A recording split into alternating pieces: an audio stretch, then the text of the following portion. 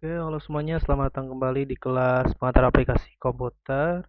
Nah, pada video kali ini kita membahas untuk di sesi 10. Nah, mohon maaf ini ada kesalahan penulisan ya. Pada sesi 10 ini kita akan membahas pengantar basis data. Oke. Baik, di sini kita akan belajar untuk konsep dasar basis datanya. Nah, di sini basis data ya. Basis data itu, basis data adalah kumpulan data yang saling berhubungan. Kalau misalnya di sini ada istilah-istilah ya. Terus ada database management system atau DBMS, itu adalah suatu software yang mengelola mengontrol akses terhadap basis data. Terus ada aplikasi basis data. Nah, adalah program yang berinteraksi dengan basis data pada titik tertentu pada saat eksekusi. Oke, nanti kita bahas apanya bedanya DBMS sama aplikasi data. Nah, bukannya DBMS itu software atau aplikasi gitu. Nah, jadi beda teman-teman ya. Nah, terus di sini ada contoh aplikasi basis data. Di sini ya, aplikasi basis data itu di sini ada belanja di supermarket, belanja di kartu kredit, ya pesan paket liburan, ada menggunakan perpus, menggunakan internet, rental video. Nah, di sini menggunakan database ya. Tentunya ada aplikasinya tertentu gitu. Oke, lalu di sini lebih jelasnya basis data adalah sekumpulan data berbagai pakai yang secara logika berhubungan dan dirancang untuk memenuhi kebutuhan informasi dari suatu organisasi. Setunggal tempat penampungan data yang besar ya. Nah, em, terus di sini basis data yaitu seluruh data terintegrasi dengan duplikasi minimal. Jadi basis data ini diminimalisir untuk menghilangkan duplikasi ya. Tuh. Karena data-data kan banyak yang sama, banyak yang duplikat, jadi basis data ini bertujuan untuk meminimalisir duplikasi. Terus ada satu kali didefinisikan sekali dan dapat digunakan secara bersamaan oleh banyak pengguna. Yaitu basis data ini bisa kita buat di server misalnya sekali dan database-nya bisa diakses bersamaan gitu ya oleh banyak user atau pengguna. Nah, di sini ada elemen-elemen basis data.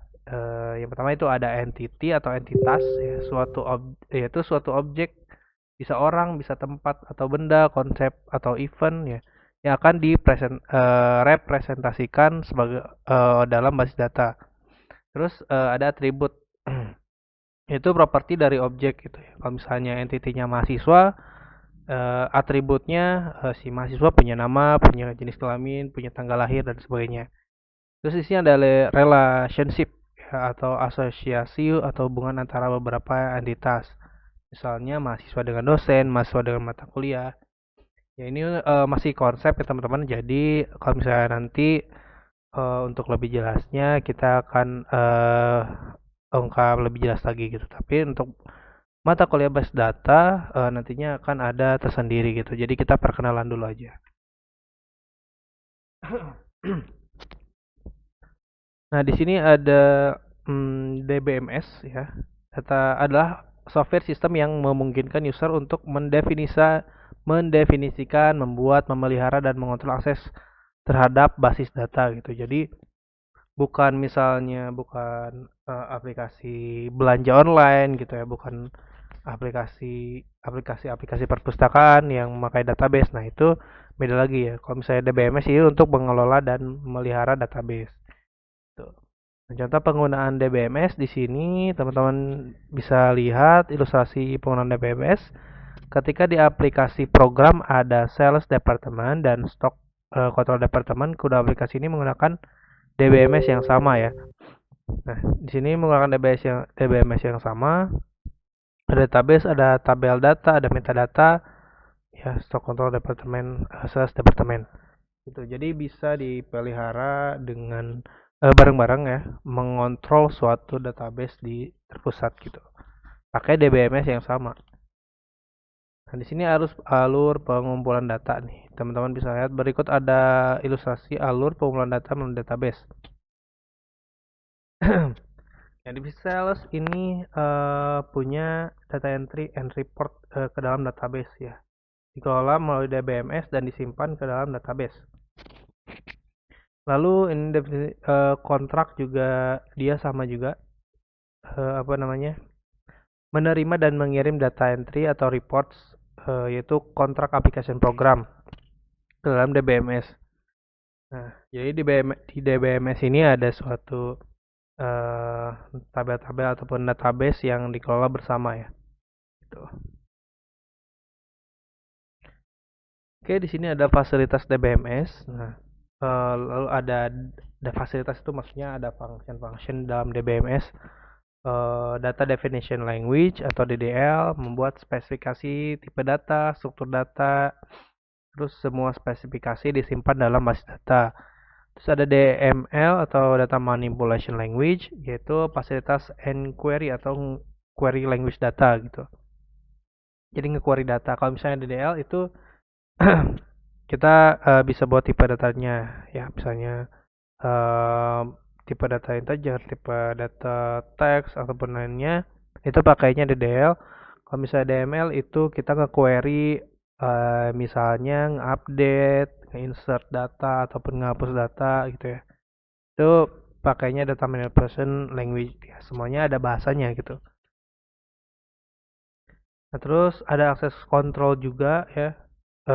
Di DBMS ini kita bisa ada security system yang yaitu menjaga dan unauthorized user, jadi melindungi data kita gitu.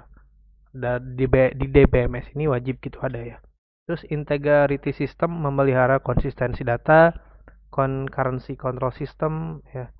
Terus ada recovery control system juga, ada restore, ada backup di dalam apa jika terjadi kegagalan hardware dan software gitu. Jadi kita bisa recovery data. Oke, terus di sini ada komponen lingkungan base data,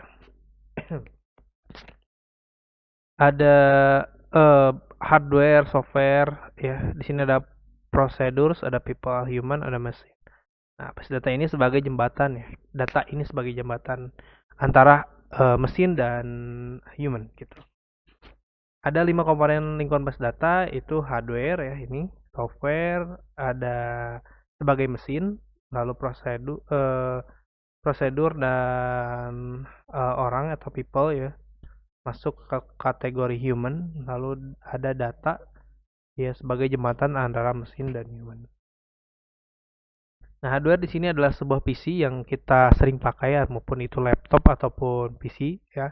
Adalah uh, dari sebuah PC sampai sebuah mainframe ya. Gitu. Terus ada software, di dalamnya ada OS, ada program aplikasi, ada software jaringan, ada DBMS, ada driver dan lain sebagainya.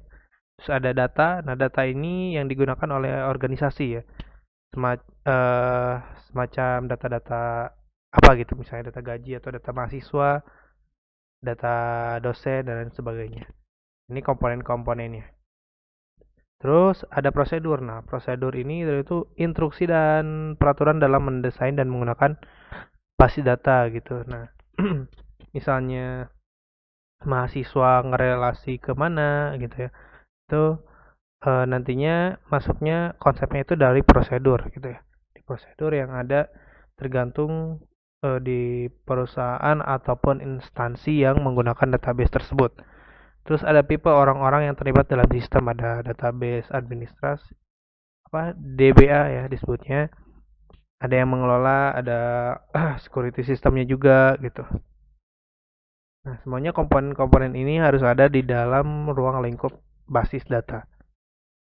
Terus ada peran dalam lingkungan database. Ada 4 ya tipe orang ya. Yang saya sebutkan tadi ada DBA, Data dan Database Administrator. Ini fungsinya mereka mengelola database, memanipulasi database, mengonsep atau merancang database. Terus ada database designer. Nah, di sini juga merancang database dari misalnya pembuatan di kelas dan sebagainya. Terus ada application programmers. Ini programmers yang nantinya membuat suatu front end atau back end yang nantinya akan terhubung dengan database.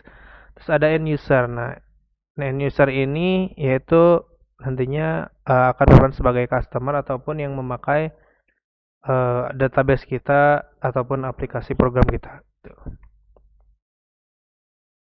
Oke, selanjutnya ini ada keuntungan dan kerugian basis data. Nah, keuntungan DBMS. Nah, kontrol terhadap data redundansi, bisa mengontrol data duplikat ya. Terus menjaga konsistensi data, datanya konsisten. Terus bisa sharing data juga, terus meningkatkan data integritas. Terus meningkatkan security, terdapat standar yang ada yang tadi prosedur itu, meningkatkan concurrency, terus memperbaiki layanan backup and recovery ya. Lalu kerugian DBMS ini ada complexity ya, jadi DBMS ini kompleks kompleks gitu ya di dalamnya. Terus ada ukurannya yang harus kita sediakan ya, size. Lalu ada cost of DBMS. Kalau misalnya DBMS-nya berbayar ataupun ada pepakai premium ya kita bayar cost DBMS-nya. Lalu ada tambahan hardware cost, ya ini tambahan-tambahan sebagai server misalnya. Terus ada kerugian DBMS. Lagi di sini cost of conversions, ada cost di kinerja, ada high impact of failure atau bisa kehilangan data. Oke, penggunaan basis data dalam pengolahan informasi. Nah, sini kita artikan lagi, database ini adalah sekumpulan data yang sudah disusun sedemikian rupa. Ya, dari misalnya dari data diambil lalu diolah di DBMS dan menjadi semua data yang sudah tersusun gitu ya. Dengan aturan atau aturan tertentu yang saling berelasi sehingga memudahkan pengguna dalam mengelolanya juga memudahkan memperoleh informasi gitu. Data yang diolah, kalau misalnya diolah kan kalau misalnya kita olah sendiri-sendiri itu capek banget. Kalau misalnya pakai database itu akan lebih mudah dan cepat dan efisien juga. Nah, di sini tadi kita berbicara data. Nah, sebenarnya data itu apa sih? Itu fakta mentah atau rincian peristiwa yang belum diolah sama sekali, yang terkadang tidak dapat diterima oleh akal pikiran dari penerima data tersebut. Maka dari itu data harus diolah terlebih dahulu menjadi informasi untuk dapat diterima oleh penerima. Ya, misalnya aja tiba-tiba ada angka 18. Nah, angka 18 itu apa? Itu data mentah yang memang kita nggak tahu apa artinya gitu. Artinya data ini diolah kembali menjadi sebuah informasi nantinya. Terus di sini ada jenis-jenis data. Nah, di sini ya tiba-tiba angka tadi, terus karakter, ada simbol, ada gambar, ada suara gitu. Tiba-tiba ada suara apa gitu kan. Nah, itu sebuah data kalau misalnya data itu data mentah belum berguna kalau misalnya nanti belum bisa menjadi sebuah informasi. Terus di sini ada pengertian informasi. Informasi adalah hasil pengolahan data ya. Yang tadi kayak suara, kayak gambar, video ataupun angka yang sudah diolah, yang sudah dapat diterima oleh akal pikiran kita ya, penerima informasi yang nantinya dapat digunakan untuk pengambilan keputusan. Ya. Nah, terus di sini ada jenis-jenis informasi. Informasi dapat berupa hasil gabungan, hasil analisis, hasil penyimpulan, hasil pengolahan sistem informasi komputerisasi. Informasi ini bisa dapat dari beberapa ini. Nah, terus penggunaan basis data dalam pengolahan informasi. Di sini ada contohnya ada di sistem pemesanan kereta api, ada sistem manajemen perpustakaan, perbankan, universitas, transaksi kartu kredit, situs media sosial, telekomunikasi ya.